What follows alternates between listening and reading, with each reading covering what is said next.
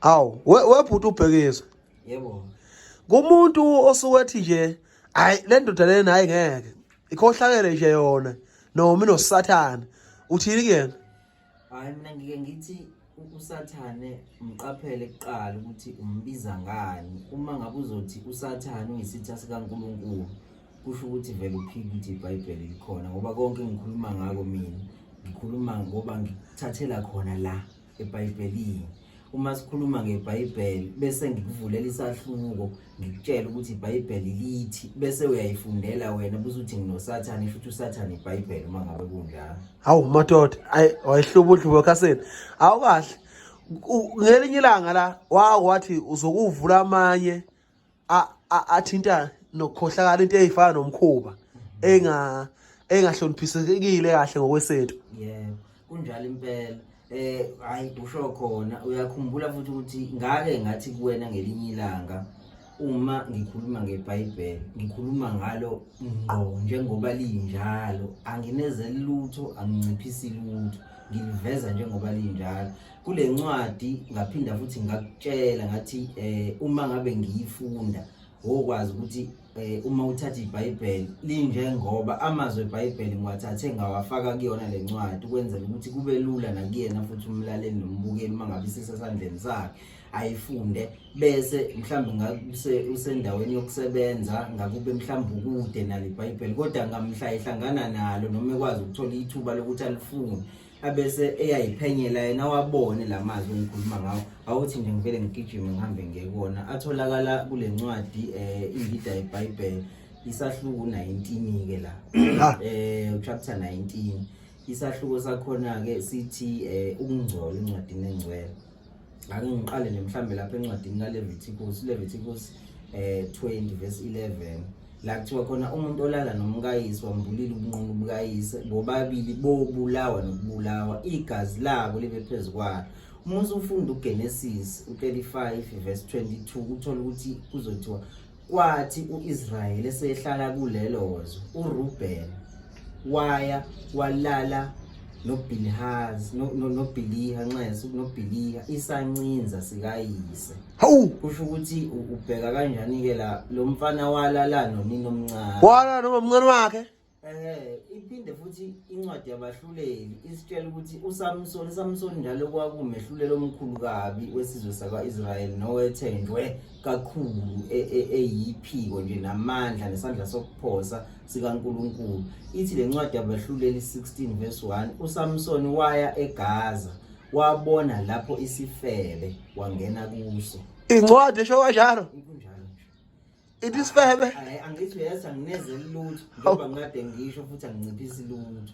Asiphinde ke manje siye kobheka incwadi kaGenesis 19 verse 8 la ulothi ke lo uthi bhekani nginamadodakazi amabili angayazi indoda ake ngimphumsele wona nenze kuwo ngokufanele emehlweni enu. Hawu Siphinde sizobheka abehluleli 19 verse 25 kuthiwa khona lowo muntu wasibamba isancinza sakhe wasikhiphela kubo basazi basona ubusuku bonke kwaze kwaba sekuseni ekuthatheni ngokusa basiyeka. Genesis 19 verse 36 kanjalo amadodakazi kaLothi omabili akhuleliswa uyise. ubaba wazalayo Ingqo impela kuseBhayibhelini lokho ukukhuluma njengoba ngisho nje ukuthi kuGenesis 19 verse 36 umuntu ayithathele ayifundele yena libheke. Bese sibheka lapha kwaseKorinte 5 abokuqala lapha kwaseKorinte 5 verse 1 kuyezwakala ngempela ukuthi kini kukhona ubufebe phakathi kwenu futhi lobo bufebe bohloko lingekho ngisho nakwabezizwe okuwukuthi umuntu uya kumkayise.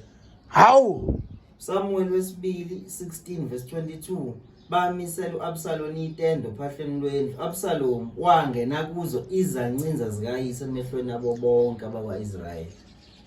Hosea 4 verse 12 abantu bami babuza emthini induku yabo ibatshela ngokuba umoya obufebe ubadukisile basuka phansi uNkulunkulu wabo ngokufeba. hayibo Indeke siyelapha yakweZaga 7 verse 18 no19 woza sizanelisa ngothando kuze kuse sijabule ngokuthandana ngokuba indoda yami ayikho ekhaya ihambile uhambo olude.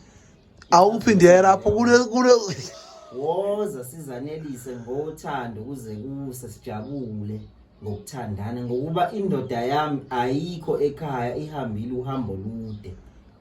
Ichaza ukuthini lento kuyiphatha kahle uma uyibheka into efana nale. Hawu Amakhosi okuqala 2 verse 20 no 21 wayesethi kuyo nginesicelo siyinye nje esincane ungangiflatheli. Inkosi yathi kuye cela ke mama ngokuba ngiyakuflathela. Wathi uAbishag waseshumeni makanikwe uAdoni indodana kaDavid umfowenu abe ngumka. Lena ke ingadinga ukuthi uyichaze ngoba ubude bayo buqala la ekutheni uAdoniya wayendodana kaDavid.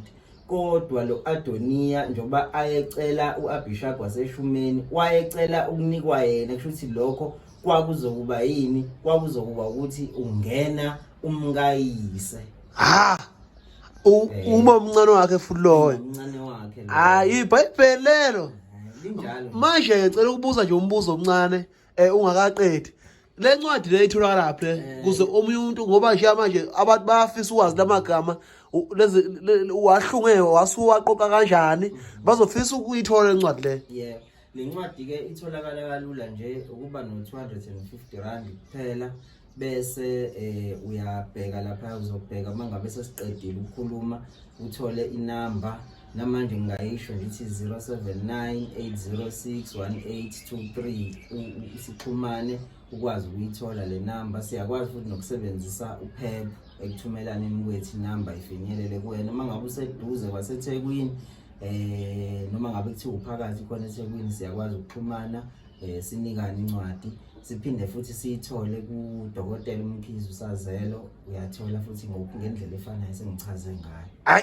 Hayi cha umuntu ofuna ukuzwa ezinye ezincwadi esisimanga njengalezi akayithengelena ngqo lencwadi le igwinye lodwa mawuzuselona kusho ukuthi amanye siwathenga singabhanselani konke. Njalo ngiyeveze konke ukuthi ngehlobo kancane umuntu ukuze aqonde mangikhuluma ngendida yeBhayibheli ukuthi ngiqonda ukuthini. Kodwa futhi ngifisa ukugcizelela ukuthi bonke abalalele njengamanje bangazitshela ukuthi sekuyizo lezo ikhathi zabadukisi beyikhathi zokugcina ezibikezelwa la eBhayibhelini. La sikhuluma ngento eyodwa, sikhuluma ngokuyeka kwabantu ukujajana masingabeka kanjalo ngoba kunomuntu othi hayi la baya abalifundi iBhayibheli. Umuntu wazi kahle iBhayibheli mina mhlambe enkonzweni yami thina silazi kangcono iBhayibheli siliqonda kangcono la baya abazi lutho. Sigcine sesibhekana kabi kube sengazi khona ongcono nongengcono kube khona inkonzo ebukela phansi enye ngenxa yokuthi yona ibheka iBhayibheli. Omunye uthola ukuthi akakholelwe eBhayibhelini kodwa lo okholelwe eBhayibhelini uzobuka lo ongakholelwe eBhayibhelini njengokuthi akazi lutho mhlambe yena ongcono. Uyena ongcono ayi wayibeka. Hayi ake siqhubeke sizothintana kokuzayo nemibuzo eminye soloku sibaphendula abantu imibuzo eminye okumele iphendulwe neqondile abantu bengakhulumi kodwa beqhuluma ulimi lwabo. Siyabonga. Siyabonga. Yebo.